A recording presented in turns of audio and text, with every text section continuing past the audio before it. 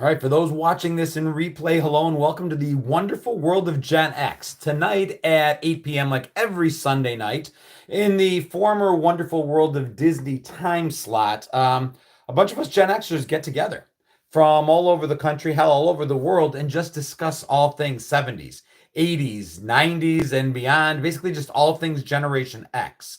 What the world looked like, what things seemed like, what's changed, and what has stayed the same. And a lot of people that come in every week have become friends to the page and to myself and to each other. For instance, we have Doreen from Tampa Bay jumping in over on YouTube. Michelle, how are you? Good to see you. Waiting for Facebookers to come in and say hello. If you are here, jump in and say, hey, Kristen, good to see you. Raylene, good to see you as well.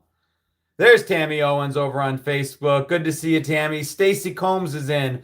Wirehead, our most lovable connect. Unfroggatable. Ronaldo. Kevin, what's going on? Tony. Laura, hello.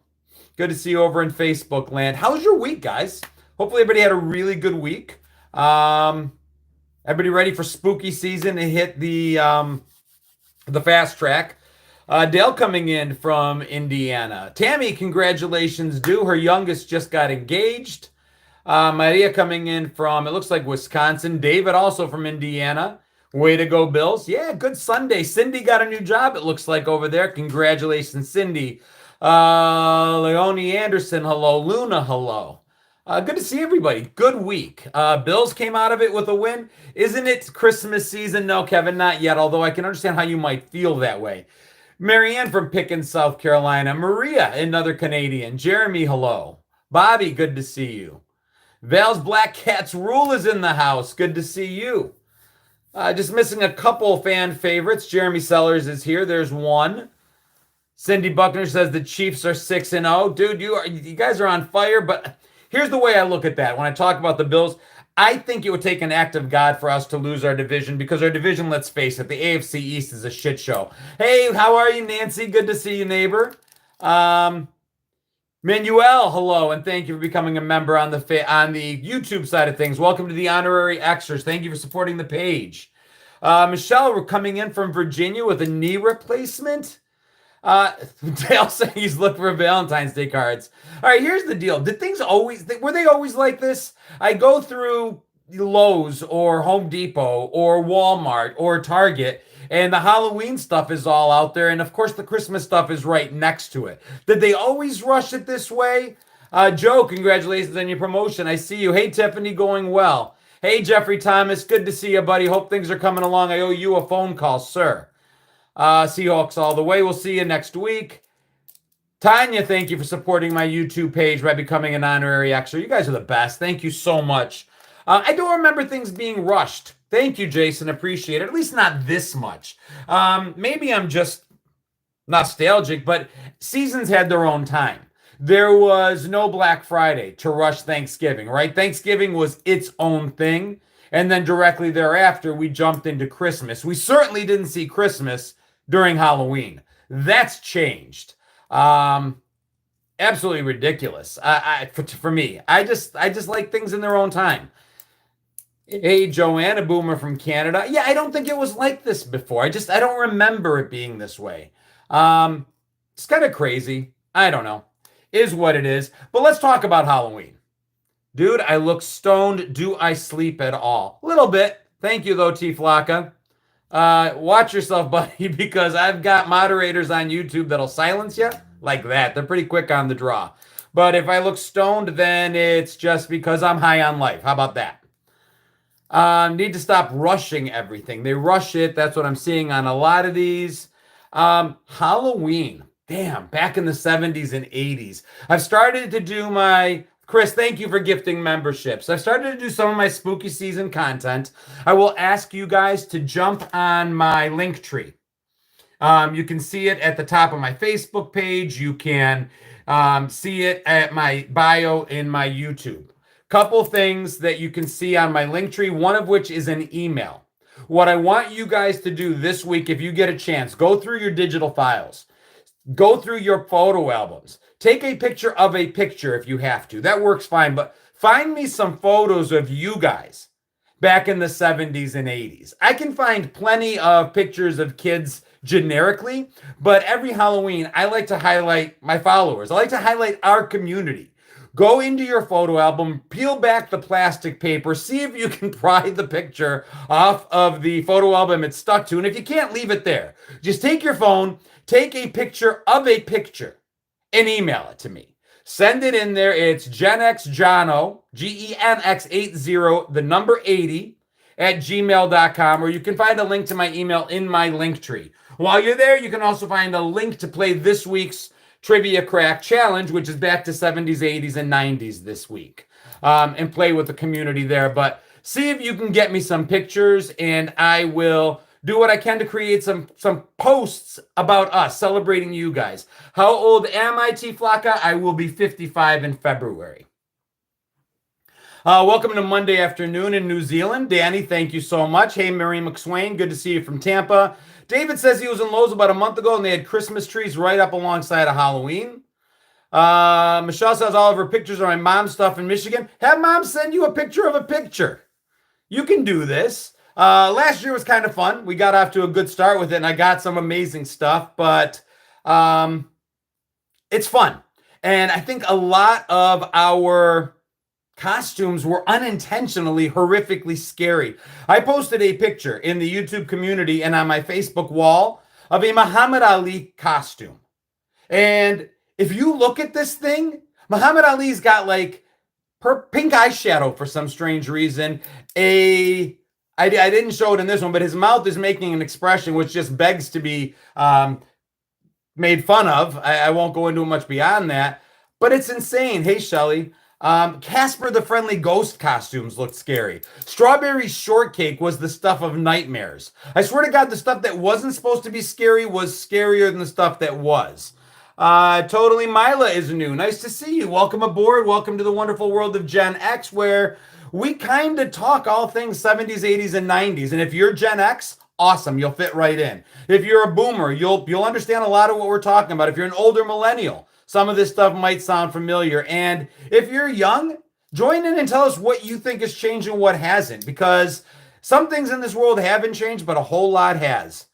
Those plastic costumes, never had one of those. Hey, Shannon, those plastic costumes were the things that nightmares were made of. Number one, that mask. That mask could suffocate you. It was sweaty under there. And if you were like me and blind by the age of like 8, then you wore glasses. And there was nothing worse than glasses behind one of those old masks because they would fog up. You couldn't see out of the eye holes anyway. It was about as bad as it got. If that wasn't bad enough, right? There was that little mouth slit that was sharp as razor blades, and your tongue, for whatever reason, always ended up like messing around in there, so that by the time you got home, the inside of the mask was covered in blood. Your tongue was cut to ribbons. You were basically suffocating. It was beyond ridiculous. You couldn't see. You had no peripheral vision in those masks. I mean, we were just begging to be picked off. And by the way, no parents were around to make sure we were okay. So yeah, lots of fun. Katie Jane, I see you. How are you? Yeah, that mouth was sharp, Julie. Really, really sharp. Shout out going out to Die's Death as per request. White Noise says my eyes poked. Oh, the eyes poked out of. Yeah. What is the email address again? It is just my tag, GenXJohno, GenXJohno, the number 80, because you know the 80s, at gmail.com. GenXJohno80 at gmail.com. What's going on, Nicole? Go Bills. You know, and then the actual costume itself. If you look at the post that I posted, and I'm not trying to make fun, this is the literal language of the day, the Muhammad Ali and other costumes like it were all flame retarded. Not flame retardant, flame retarded, which I think meant that it was difficult to catch fire, but some of them, the reason they had to put it on the box, some were not flame retarded or flame retardant. They were actually made out of a petroleum-based plastic that would catch fire like that, which kind of explains why we were taught stop, drop, and roll as often as we were as kids, because they totally and completely expected us to catch fire at any time. Now, Ann says my mom made my costume. How many of you actually had costumes made by parents? Because I know some of them did. Mine didn't, except when she forgot it was Halloween.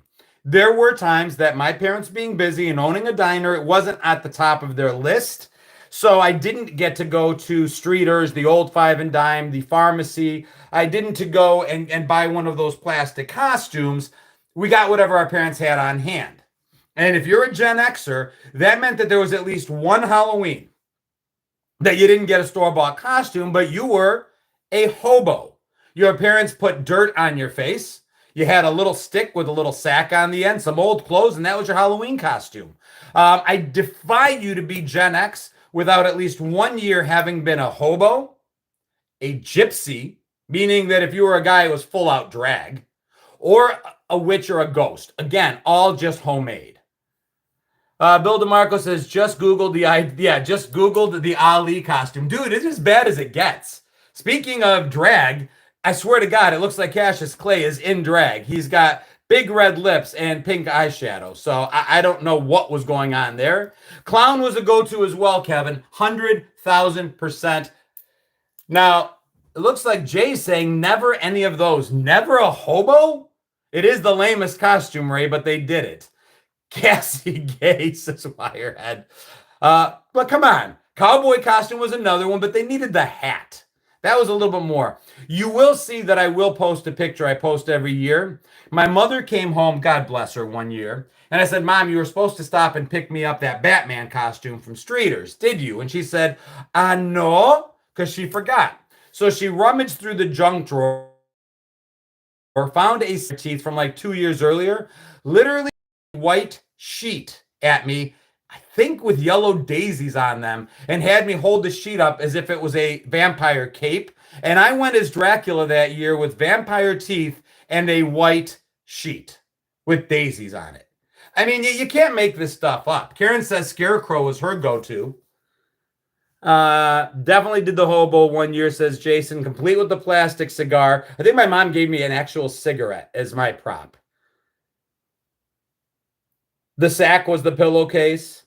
Trying to paste a Halloween from 1971. Yeah, so just throw it in my email. Absolutely email that stuff to me, guys. I will create posts using them. And then don't be surprised if you see yourselves on my page, either in the community side of YouTube or on Facebook right on the wall.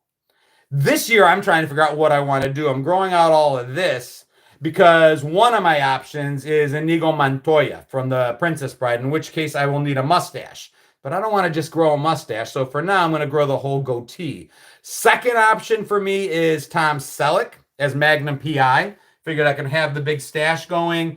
Pair of short shorts. He wore really, really short shorts and a Hawaiian shirt. So those are just a couple options for me this year.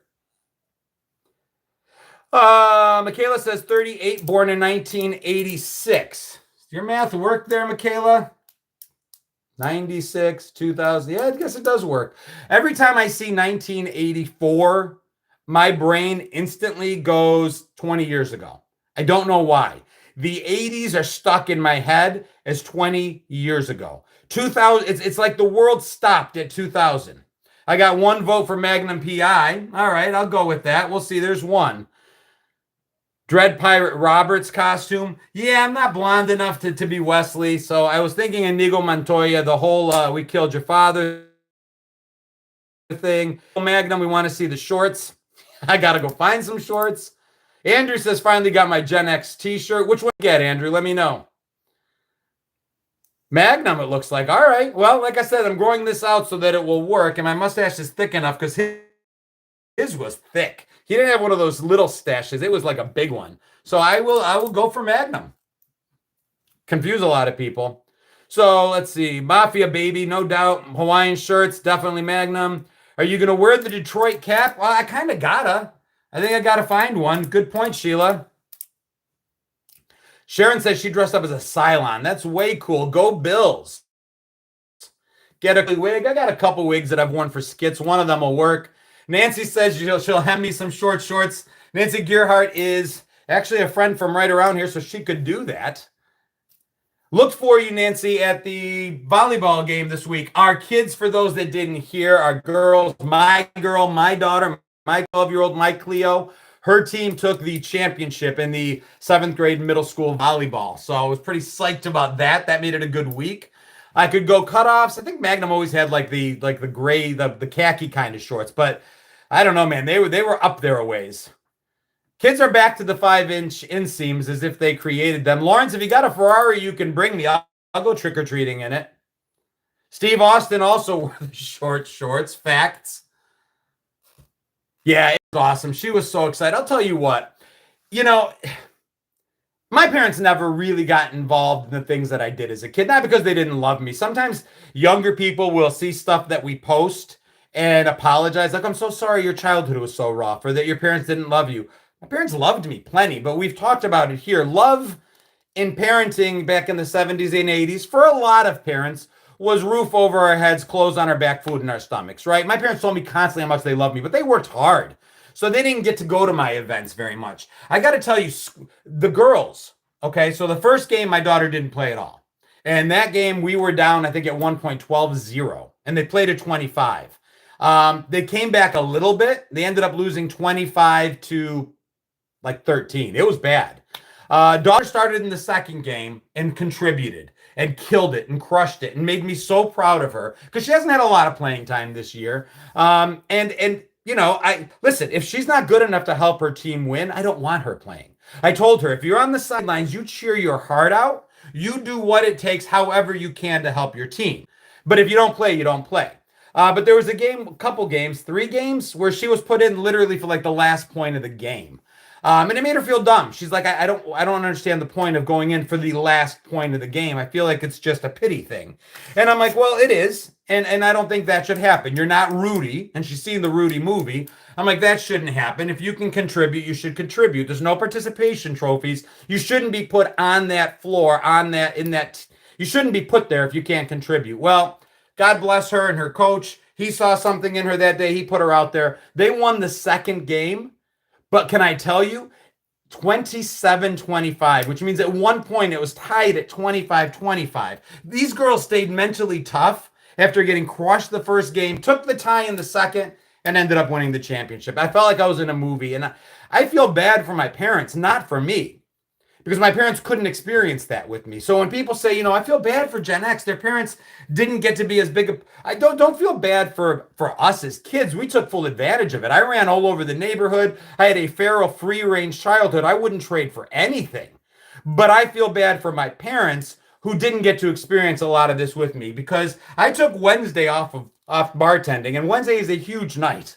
Hey, Katie. I took Wednesday off and she didn't play like I said, except for 1 point. And then I turned around, even thinking she wouldn't play Thursday, and I took Thursday off as well.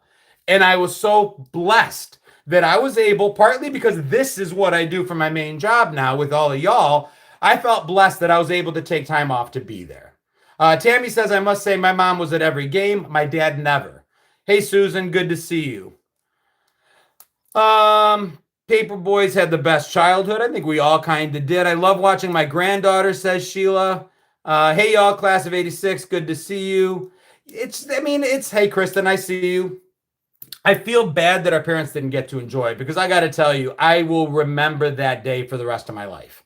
I will remember seeing that expression on my daughter's face and knowing I was there for it. I think we get the best of both worlds.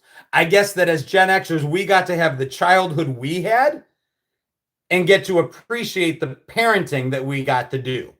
Now, somebody said I'm not a fan of Gen Z. Jen says raised on hose water and neglect. I like it, Andrew. One of my daughters is Gen Z. Cleo, the little one, I think is first year of Alpha. I don't generalize Gen Z. I'll have fun with the ones at work. They can't read an analog clock to save their lives. Susie and the Banshee, as far as reading that, was beyond them. If you haven't seen that, they had no idea what the symbol for the artist formerly known as Prince was. They pronounced in excess when they read it as inks. So I have my issues with Gen Z, but I don't lump them all together. It really was the best, Tammy. For us, I don't think many Gen Xers would change their childhood, would trade it out. My son is Gen Z. He's a hardworking country boy, not entitled at all. Analog video was amazing. Oh, Kristen, you saw it? Yeah, the clock video was fun. But here's the thing. These kids are such good sports. And sometimes the comments are a little mean. and they're making fun of the kids. But what people don't realize is these are kids who are willing to play with a 54-year-old guy at work. I bring out my camera, I bring out my props, and they're like, yeah, we'll be in your video. And then after the video's over, and they're like, wait, I didn't get that. I don't understand why I didn't get it right. I'm like, well, here's what quarter after 7 is, because quarter isn't 25. It's a quarter of whatever we're talking about. So we actually had that lesson, and they learned about it. So I love that. Ann says, I remember not getting to watch TV. I was outside all the time. I watched a ton of TV. And I think you're the minority, because Gen X was one of the first generations to watch a ton of TV. Hey, John, SN Millennial here, identifies Gen X. Have at it. If you relate, I don't care when you were born. If it's relatable, that's awesome. We watched a lot of TV, and the world was noticing, because we were the first generation that they started marketing to us on television because they knew we were watching TV. But we watched TV after we were outside all day. So street lights came on, then we came in. I'll do videos about commercials, for crying out loud, that we supposedly got up and left the room. And yet, plop, plop, fizz, fizz, the Connect 4 commercial, Calgon, take me away, Palmolive, you're soaking in it, where's the beef? Coke, the real thing, Pepsi, the choice of a new generation. I've got a headache this big, and it's got Excedrin written all over it. Ancient Chinese secret, huh? It's time to make the donuts. There's no way we would know all of that. And Mr. Whipple, we all know it. So how can we say we weren't watching TV? We know Mikey won't eat it. He hates everything. We know my baloney has a first name. So we were watching TV, and we liked it. We were told we were going to go blind because we sat too close to the TV. But we had few choices, and we watched very eclectic television, because after school, if we had to come in because it was raining, a lot of times on the WUHF dial, we watched things like Leave It to Beaver, Dennis the Menace, My Three Sons, Bewitched, I Dream of Jeannie, I Love Lucy, The Munsters, Addams Family. We were watching television and even commercials, Underdog, that were way before our time, and we enjoyed it. We could sit there and watch The Lone Ranger, Abbott and Costello, Zorro. I remember watching, what was it, Mr. Chan Mystery Theater. Way above our pay grade, right? These were not things kids were supposed to watch, and yet we watched it. We watched Benny Hill. And then at night, we would watch whatever our parents were watching, right? So that's why we know Dallas. We know who shot JR. We saw Crystal and Joan Rivers fight. Joan Rivers? No, that was wrong. Joan Collins. And then our own shows. Guys, what were our shows? My God, could we have loved The Greatest American Hero more? The Dukes of Hazzard, $6 Million Man, The Bionic Woman, Wonder Woman, The Incredible Hulk. So much TV pointed right at us. Hardy Boys and Nancy Drew, Knight Rider, thank you, Doreen. Romper Room, Wolverine. Space 1999, going back there a minute, Wirehead. Bugaloos, Monsters, and Lassie and others, definitely. Ponch and John from Chips. So, long-winded way to say it, but we watched plenty of TV. Battlestar Galactica. We knew that Nair let us wear short shorts. One day at a time, prepping us for divorce.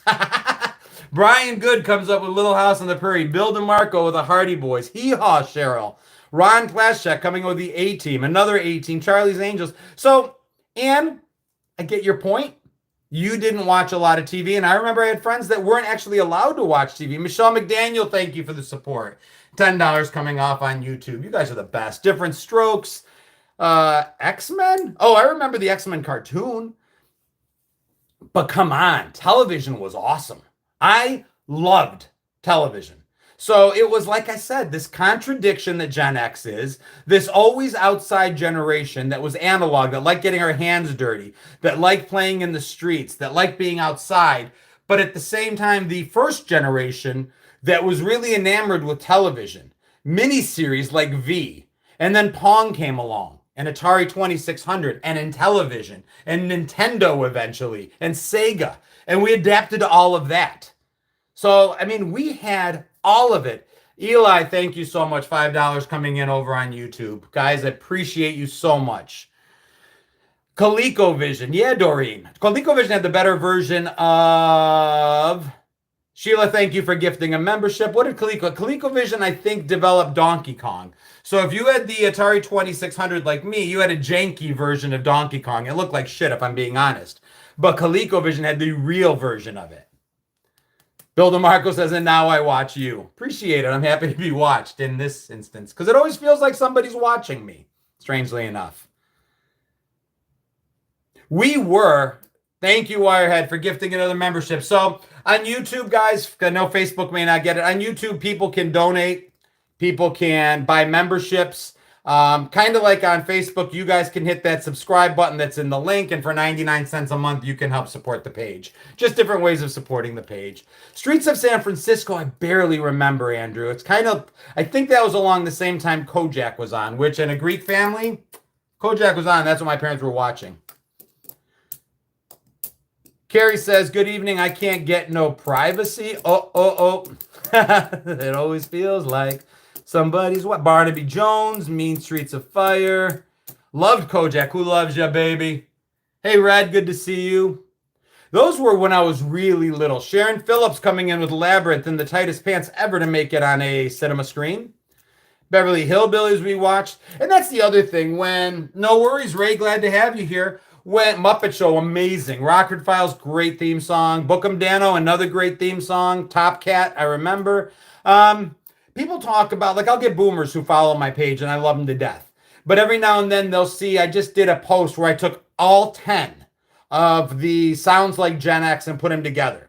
You literally have 8 solid minutes of Gen X sounds. It could be sounds like us clicking the Viewmaster. It could be a cassette deck being loaded into a tape. It could be the way the radio stations used to change in the car. It was our theme songs. It was cartoons. It was on any number of things.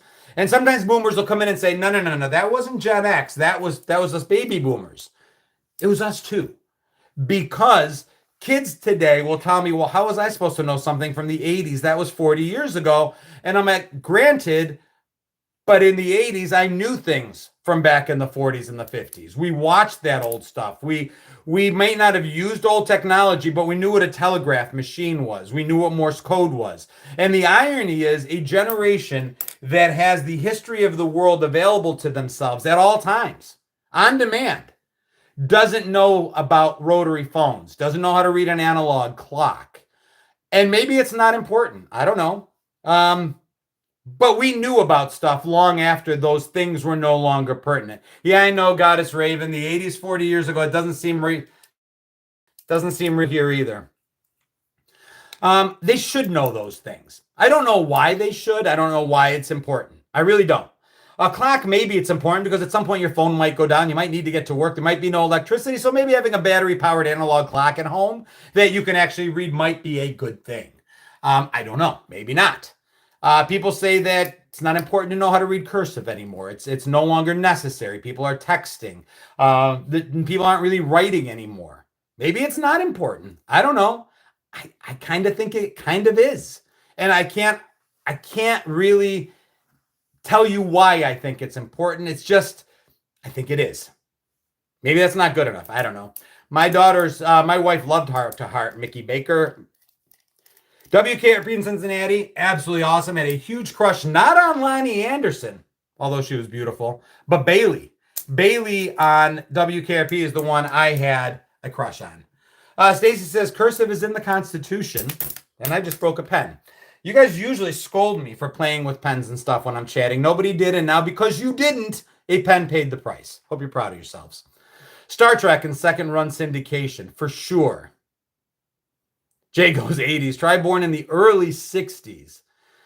Joan says, I don't even have digital clocks. I remember Remington Steele. Yeah, Bailey every day. And those were the 80s had this thing, 70s and 80s, where they always had a juxtaposition. Good word. A juxtaposition in the characters on shows. And I've talked about this. It was almost a trope. There would always be, for lack of a better term, the blonde and the brunette. And it wasn't just women. It was like think Three's Company. There was always the Chrissy and the Janet. There was always the Laverne and the Shirley. But it was the men too. John versus Ponch. Bo versus Luke Duke. They always did that. And with the women, I always sided for the one that was less obviously beautiful. I was always more Marianne over Ginger as a kid. Although I'm beginning to appreciate a little Ginger more as I get older. I was more Bailey over Lonnie Anderson. Kate and Allie, that's another great example. I can't say Janet over Chrissy. Chrissy's got that one. But Marianne for sure. Marsha and Jan, got to give that one to Marsha. Sorry, Kevin. Starsky and Hutch, same thing, blonde, brunette. There were the guys from Emergency as well. They followed the same trope. It's just they did it over and over and over and over again. It's funny. If you looked at Too Close for Comfort, the two daughters from Too Close for Comfort, same way. Betty and Wilma, same way. I just thought of one and then forgot it, and then I remembered it, and then I forgot it again. That doesn't happen very often. Bosom Buddies, same way. Betty over Wilma, you could never do better than a little Betty. Was my favorite Flintstone vitamin was the Betty. Charlie's Angels, that's who it was. I was totally enamored with not Kate Jackson. Farrah Fawcett was Farrah Fawcett, but not Kate Jackson. Help me. The brunette on... Oh, I keep thinking Kate Jackson. It's not Kate Jackson. It is another K, though, I think. Jacqueline Smith. There it is. Thank you. God, I thought I was going to have a rupture in my brain trying to think of that. Thank you, Cindy. Thank you, Kristen. Thank you all. Yeah, Jacqueline Smith was the one. I mean, Farrah Fawcett, you can't not see how beautiful she was. But Jacqueline Smith, man, wow. She was just, man. And then actually 2 weeks ago, my favorite supermodel, well, her and Cindy Crawford. But Linda Evangelista actually liked one of my posts on Instagram. And I saw that, and like 22-year-old me was just high-fiving me all over the place. I'm like, did you see that? Linda Evangelista just liked one of my posts. So I was always a sucker for a brunette, although she looked good as a blonde in the George Michael video. Yeah, Jacqueline Smith does still look great. Agreed. Always wanted Farrah Fawcett. Hair. Eli, what's the OMG to? What did I miss? Oh, okay. Yeah, I was like, Morgan Fairchild still looks good today as well. Might be some work going on there. Maybe. Chris said Joe was my favorite on Facts of Life. I'd agree with that. Stu, I'm going to let that one go by. What about Linda Carter? Absolutely amazing. Although I've got a spoof a commercial Linda Carter once did. If you guys remember it, she's sitting in a pond, springs, something, some warm water spring or something. And she's just sitting there and she's wet, very wet. And she turns to the camera with these lips that are just covered in whatever it is she's selling. Some sort of lipstick, lip gloss. I don't know what it was. And I think she says the word moist like 14 different times throughout the ad. And every time she says it, I just get more and more uncomfortable. She's like, moist. Was that not always the thing that's a word we're not supposed to use much of? Unless you're talking about cakes. Yeah, that's it exactly. She's like, moist, wet lips. And I'm like, okay. Yeah, they knew what they were doing.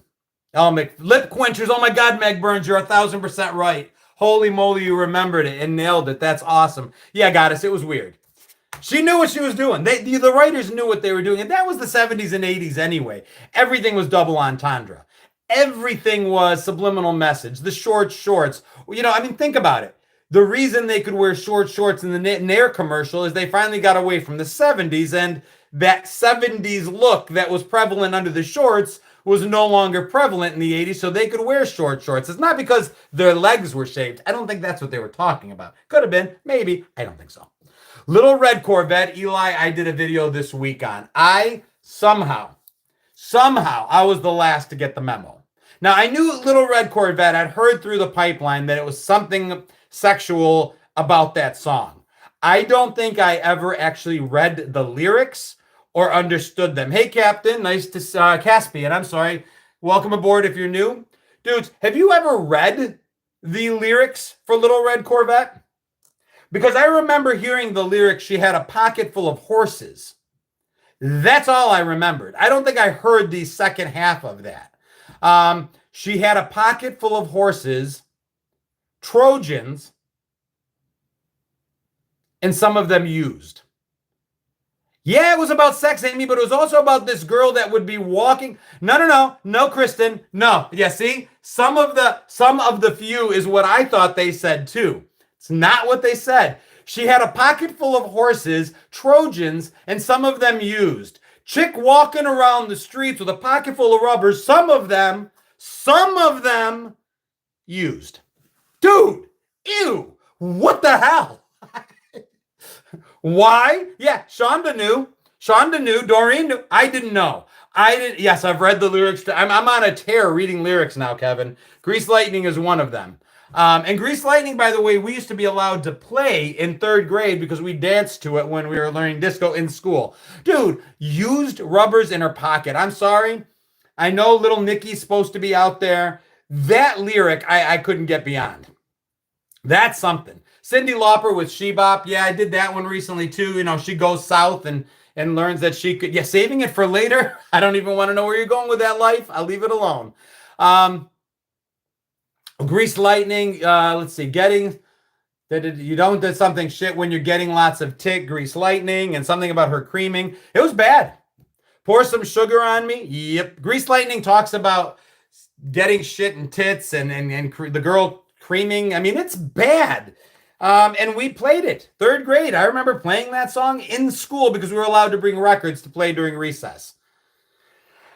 Yeah. It's White Wedding too. But say, Rhoda, good to see you. I see you. I get it. Some of these songs are inherently, we get it. Little Nicky.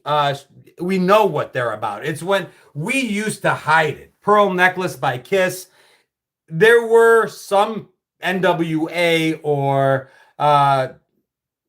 Me So Horny by, my mind is going blank. Some bands intentionally threw it all out there and they were obscene. Okay, I get it. Frankie Goes to Hollywood with Relax. Very eye-opening. Ron, they say that Turning Japanese is not about turning Japanese. I tend to agree with you that it is, but they will not admit to it. They will not cop to that. Two Live Crew. Thank you, Mosin. And I apologize if I mispronounced your name. Thank you, Terry. Yep. Two Live Crew. I mean, those were very out there, right? And they're the ones that got slapped with the labels. But the fun was the ones that even into adulthood, when we make videos and share and talk about them in our communities, that people in their 40s and 50s look back and say, wow, I never knew. Tube Snake Boogie. I got to look that up. Push It is not hiding anything. Hey, Deb German. Good to see you. For the record, the lyrics to Grease Lightning in the movie were changed from the musical to be explicit. I didn't know that. Melissa shares Lucy in the Sky with Diamonds. I'll have to look that one up. I don't know how that's bad. Come on, Eileen.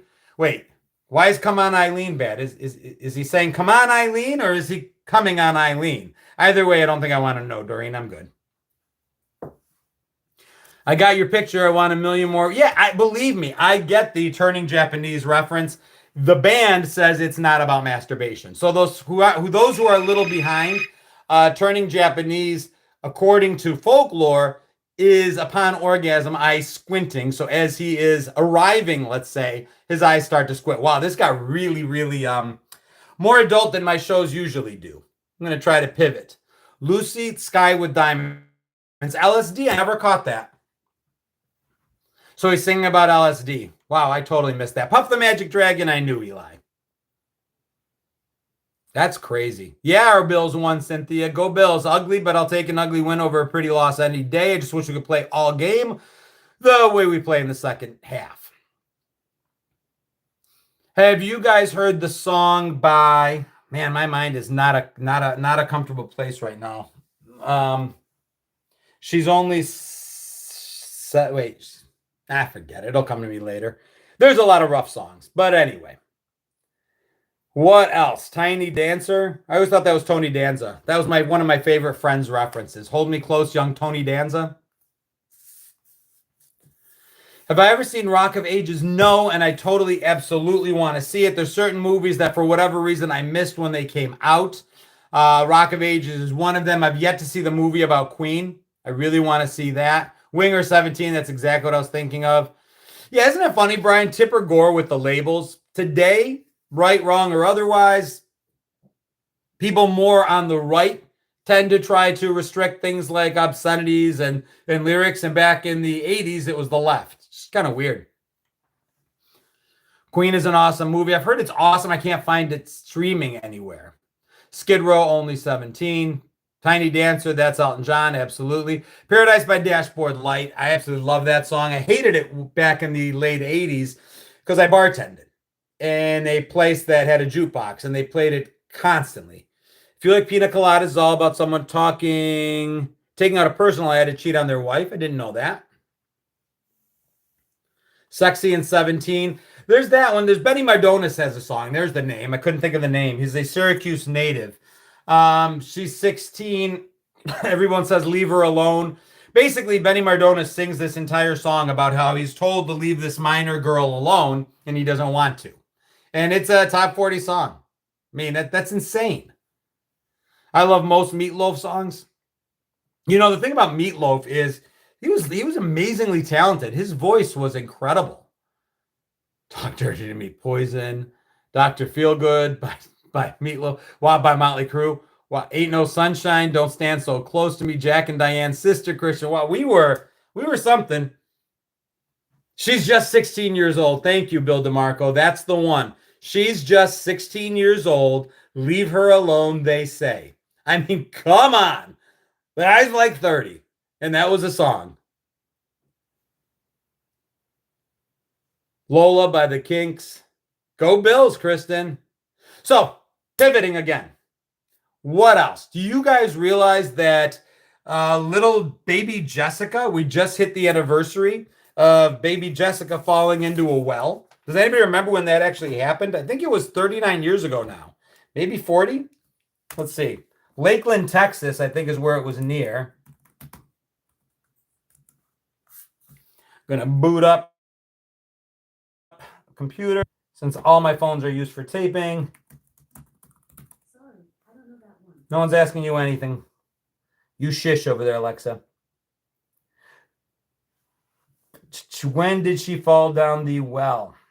1987, October 14th. So we just passed it. Yeah, Kristen, it was 1987.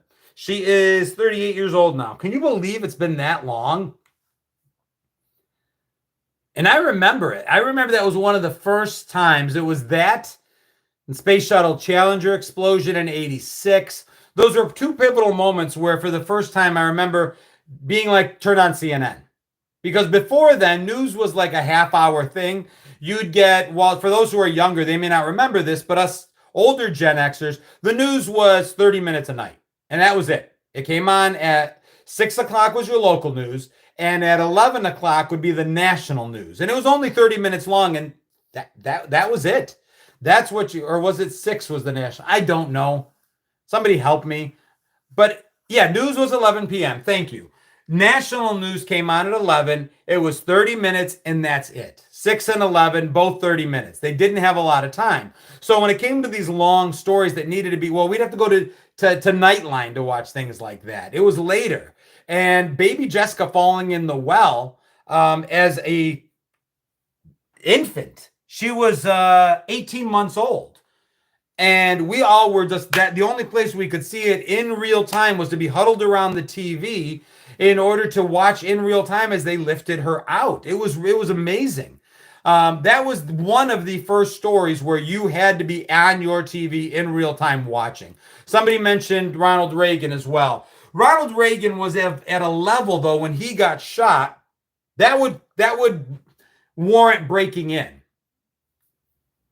So back then, that's when they broke into our regular broadcast. So all stations covered it.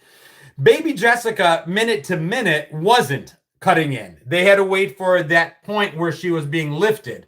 But if you just wanted day by day, minute by minute, second by second coverage, that was CNN. And I remember that being the only time I really even thought about watching. I mean, I was 17 years old, and it was there. Chernobyl exploding. It was rare that anything was live. Exactly, Jennifer. And then my wife and I and my oldest daughter, we were watching. Have you guys seen Woman of the Hour? I think it's called. It is on Netflix. It's about the dating game serial killer that showed up on the dating game. And my 20-year-old daughter's like, wow, there were a lot of serial killers back in the 70s. And I'm like, yeah, honey, there were. We don't even know how many there were because the only way you could catch them was no DNA. There were no cameras everywhere. You had a fingerprint, hope that you caught fingerprints, do a blood type match, and hope for the best. It wasn't, yes, exactly, Jonathan. And Kristen, it's excellent, but it speaks to just how much easier it was. We talk about when we were running the streets as children, right? Our parents will unintentionally gaslight us and say, well, it was a different time back then. It was safer. It wasn't safer. Violent crime was up. There was more violent crime. There were more murders. There were more kidnappings. There were more everything back then. It just 30 minutes to report it, so it didn't get reported, and it was impossible to catch them.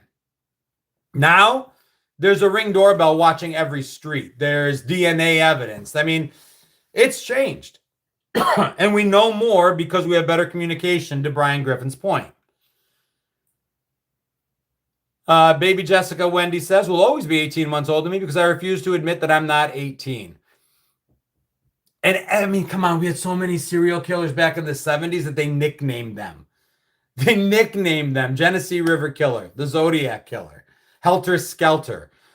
Kids on milk cartons, a couple people have mentioned. Yeah, that was the best idea they had to throw at it. Yes, I remember the bike path rapist at UB, Bob Weber. I remember that. I was at UB at the time. And I remember a lot of us joined what we called the Rape Prevention Task Force, and we would all volunteer our library so that as girls would leave the library at night, each of us, which we had badges, would walk them to their cars. Son of Sam is another one. I don't know, Tammy Elaine Jones Sims. I think if anybody threw Baby Jessica in that well, it was the owner of CNN because she got him out of a tight spot. The ratings on CNN were dropping quickly.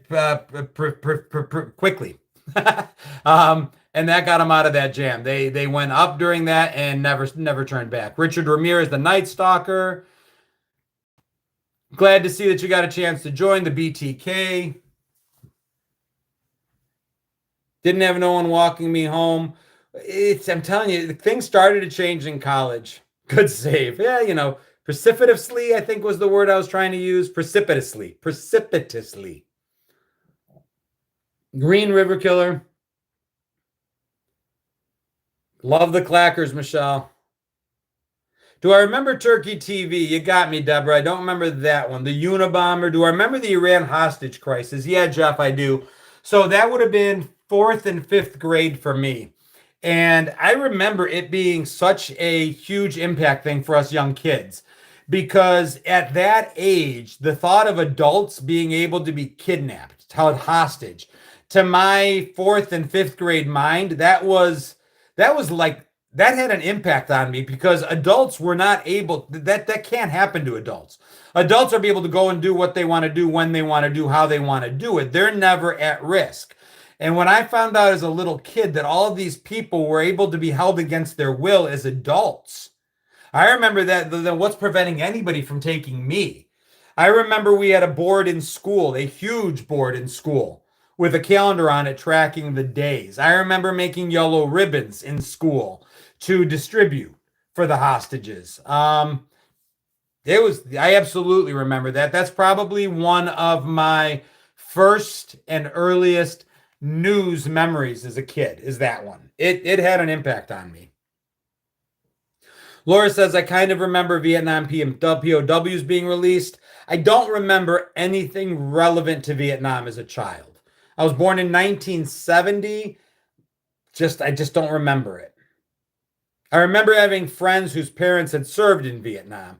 Tina Burrell, thank you so much for the contribution. I appreciate supporting the page. Yep, people still hitchhike. Listen, I've said it before. I remember there was a day when my mom was late to pick me up or said she couldn't. She's like, can you find your own ride home or walk home? We weren't that far from the school. Maybe it was a mile and a half. I don't know. And I remember walking and I got home dry and it was pouring. And my mom was like, oh my goodness. And my mom, thick Greek accent, how you get home and still dry?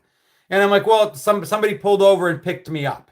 Oh, who? I go, I don't know, Mom. Just somebody saw it was raining and said, hey, buddy, do you need a ride? So now I'm probably 14. Just took a ride from a stranger, right? Shit you not, first words out of my mom's mouth with the best of intentions. And I grew up in a small town, so maybe that had something to do with it. Hey, what's going on, Ripple? I hope you remember to say thank you. She was more concerned about me being polite than over the fact that I accepted a ride with a stranger. I mean, it's the way it was. LaJoy says I hitched. I won't do it again.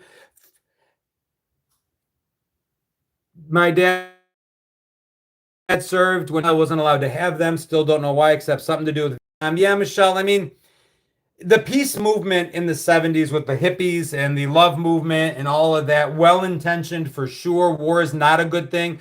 A lot of our vets felt turned on. Did I see Josh Allen requesting a trade? I hope you're lying.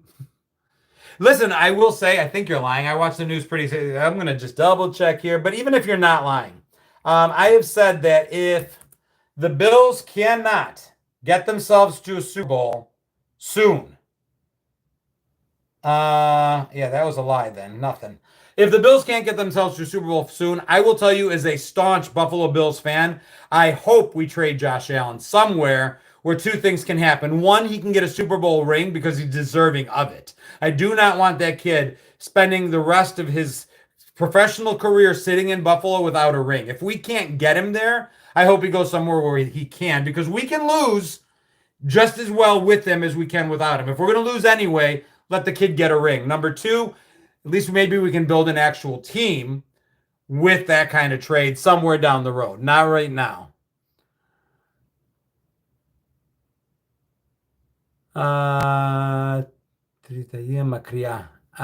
Steve Jackson, I missed that. I saw something far. It was written in Greek, but I didn't see it fast enough to catch it. Hello from afar, maybe? John was finally speaking Greek. I was reading it. My uncle's in Vietnam vet, got a Purple Heart. God bless him. I've spoken Greek on a few of my videos, especially the ones when I'm pretending to be my mother, which if you have not seen, yeah, Jim Kelly never got that courtesy. Agreed. They do need to actually make it to the game, Florida, man. Listen, I don't want to make this all about football. McDermott and I don't see eye to eye on a lot of things. I think a lot of people lost their jobs as scapegoats to allow McDermott to keep his. I think he should have been fired years ago, personally. Never happened, so be it. Not my thing to decide. But I'm not a fan of McDermott's. Hey, Lisa Glover, better late than never. Good to see you over on Facebook. Hello from Florida, Simon. Good to see you. It's not baseball season for us Cubs fans. Hey, Stacy. Good to see you. Got a few drinks in me, and it's the Newfie accent starting to come out really strong. Gonna grab some dinner, Jeremy. Enjoy your dinner. We're about done here anyway, looking at the clock. Usually we finish up around 9. My late husband was in Vietnam when I was 3.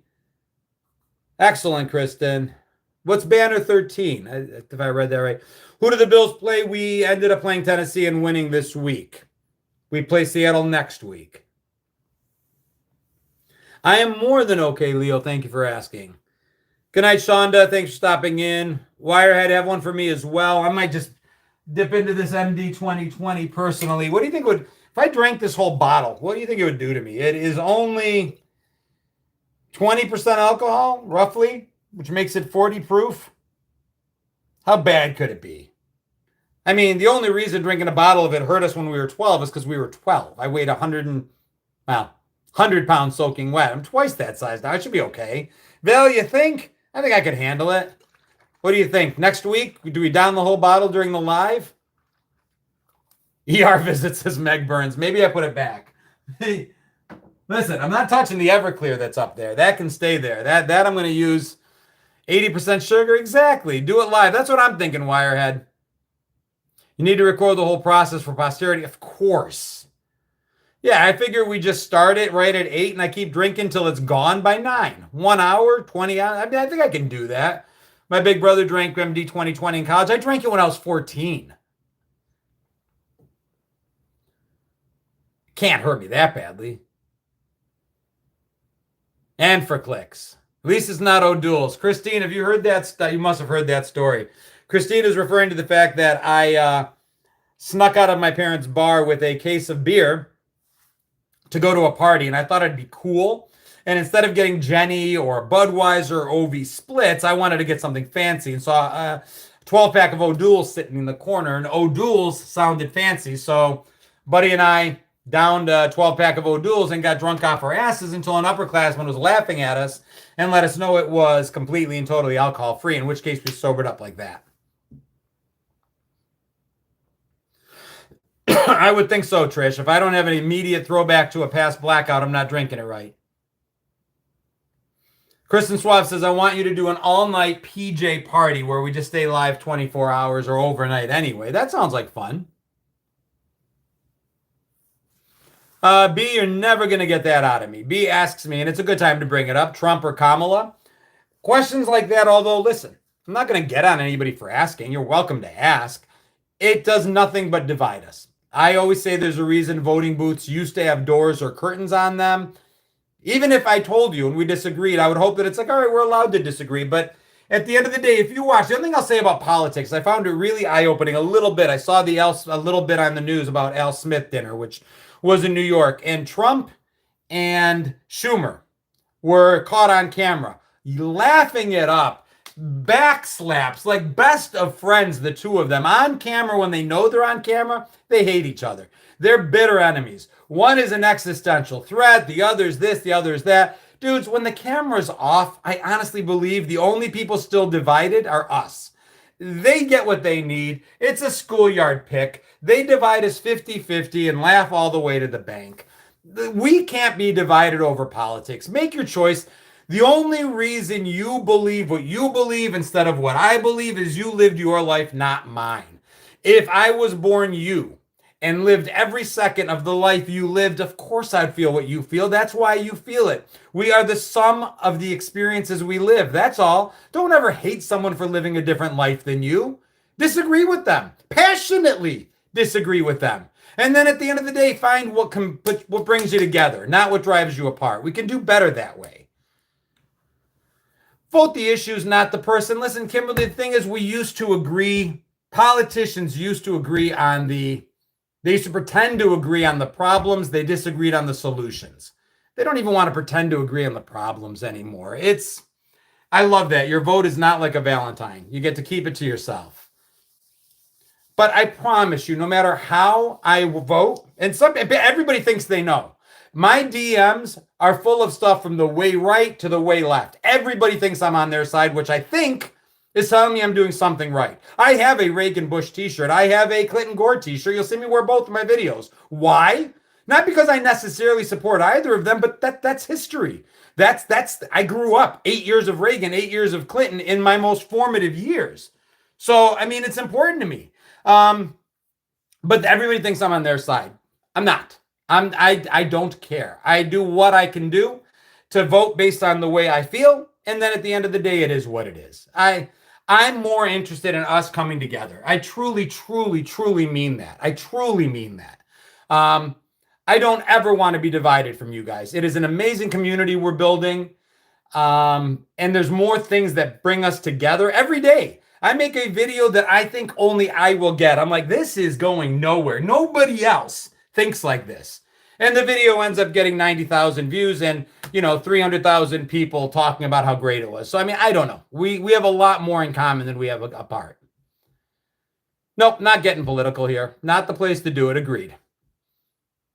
Y'all can do what you want to do. I love you anyway. All good. Because at the end of the day, we all drank from a hose. That's it.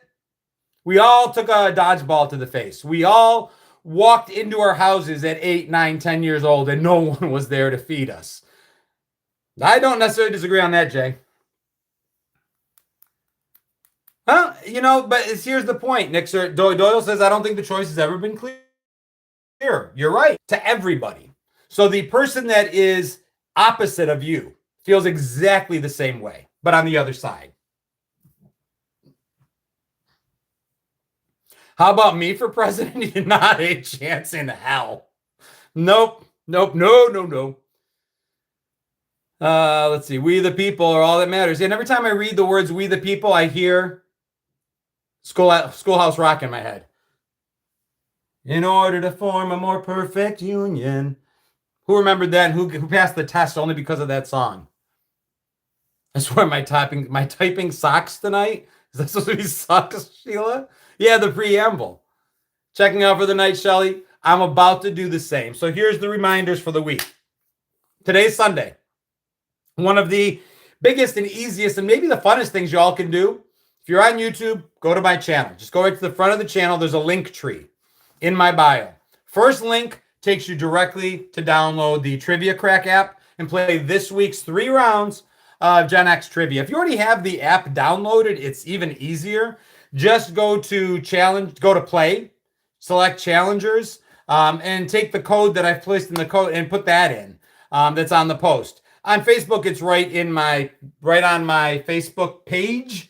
You can see the link and the code is listed there too. Play. Let's see how you guys did. I missed one of the questions. I know I was doing so well. I only got 9 out of 10 so far in the first round. I'm hoping to make it up, but it's fun. So that's one thing you can do to support the page. Trivia Crack has partnered with me to do this, and it's fun.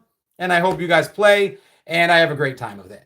Second thing is I want to thank everybody that is subscribing on Facebook by hitting that subscribe button. 99 cents a month.